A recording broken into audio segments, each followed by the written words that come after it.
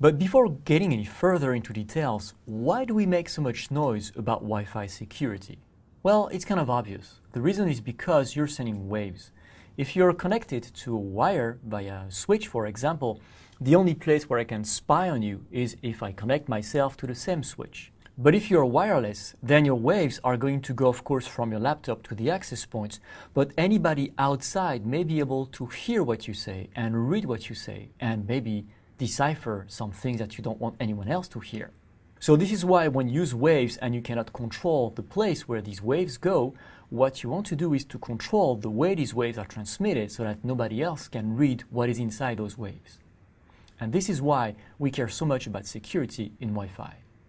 So the first thing you need to take care of is authentication. That is to say, making sure that only the right people have the right to access the information. In that case, that's your Wi-Fi network.